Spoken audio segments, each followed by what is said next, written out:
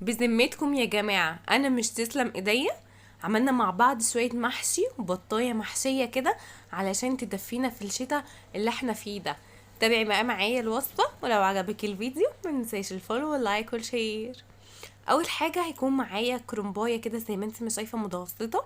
هبدأ ان انا اقورها بالشكل ده. هبعد شوية عن الراس وهبتدي ان انا اقور علشان لما بقورها وهي واسعة شوية بتبقى احسن من وانتي مضيقة عليكي شوية. تمام. بدأت ان انا بقى اعمل دايرة بالشكل ده، طلعت معايا الراس بتاعتها، ابتدي ان انا ارميها مش بحتاجها. حطيت مية على النار، هبتدي ان انا املحها، حطيت الملح المناسب طبعا، مش كتير. وبعد كده حطيت الكرنبة بتاعتي على الجنب بس 5 دقايق علشان الورق بتاعك ما يتهريش ويبقى دايب منك كده، ما بيبقاش حلو. وبعد ال5 دقايق بدأت ان انا اقلبها على وشها التاني، على الجنب التاني برضو هديها برضو 5 دقايق او 7 دقايق بالكتير قوي يعني. تمام. وبعد كده بقى هبتدي ان انا ايه اطلع بقى واحده واحده كده، وطبعا هغسلها على الحوض علشان السخونيه بتاعتها ما تهريش الورق بتاعه. بعد كده بقى معايا حله، هبتدي ان انا انزل كده بحته من السمنه او الزبده على حسب ما انتي ما عايزه. واول ما تبدا تسيح هبتدي ان انا انزل بشويه من زيت المحشي بتاعنا او الخلطه بتاعتنا بتحب الزيت. تمام. وبعد كده انا زي ما قلت لكم قبل كده ان انا بعمل الخلطه بتاعتي اللي هي الصلصه، وبحطها في الفريزر عندي، بعينها كده في بطرمانات او في اكياس او في اي حاجه انا عندي يعني. وبطلع الكيس كل ما بحتاج حاجه. هنا خلاص كنت طلعت العلبه وبدات ان انا ايه حطيت شويه، حطيت حته كبيره. وبعد كده ده منظرها بعد ما فكت خلاص. هبتدي بقى ان انا ايه انزل بقى الرز بتاعي. هنا كنت عامله كيلو كيلو ونص. تمام. نزلت بقى الرز بتاعي وهبتدي بقى ان انا اشوحه كده شويه على النار، يعني 5 دقايق 10 دقايق كده. وبعد كده بقى هحط البهارات بتاعتي، مش هكتر بهارات، هو كمون، شويه من الكمون وشويه من الفلفل الاسود، ولو في بابريكا كمان حطي. وهحط شويه من الملح. طبعا هتملحي على حسب رغبتك، وهتقلبي الكلام ده كله. هسيبها على نار شويه لحد ما الرز يعني يديله سنه يعني يكون استوى سنه بسيطه كده. تمام. بعد كده خلاص بشيله بعد ربع ساعه او بالظبط 10 دقايق، احطه في بوله. وبعد كده هكون بقى مقطعه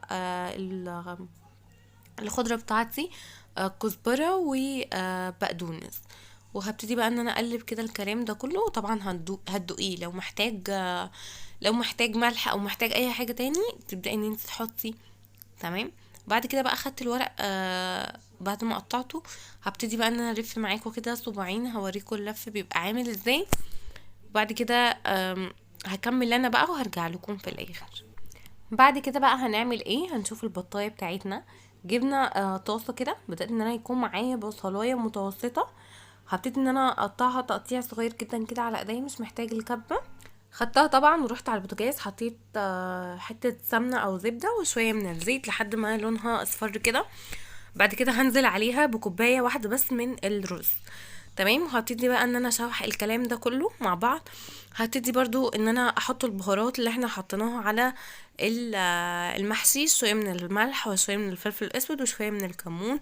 وبس كده. حابه ان انت تضيفي حبة قرفة او حبة جوز الطيب، مفيش اي مشكلة، بس انا بحبها كده.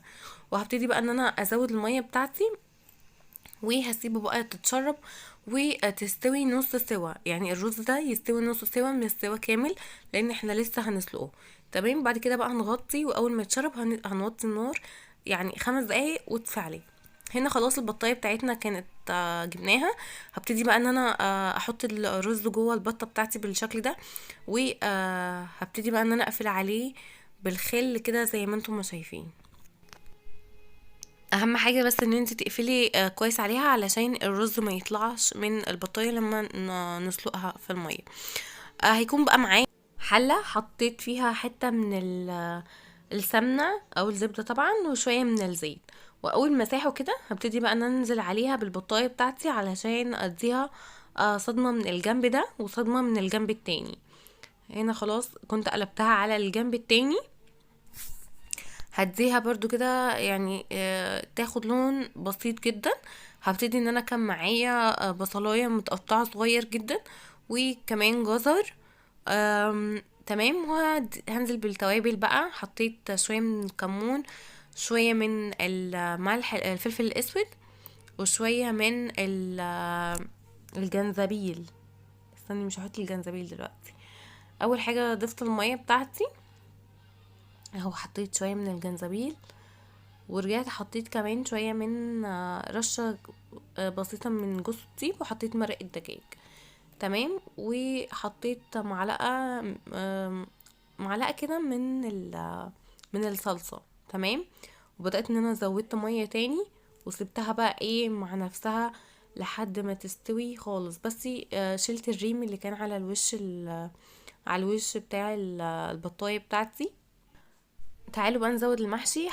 حطيت حته سمنه، وحطيت معلقه من الصلصه كده على الوش، وهبتدي ان انا ازود الشوربه بتاعتي. الشوربه بتاعتك ما تزيدش عن الصف اللي قبل الاخير.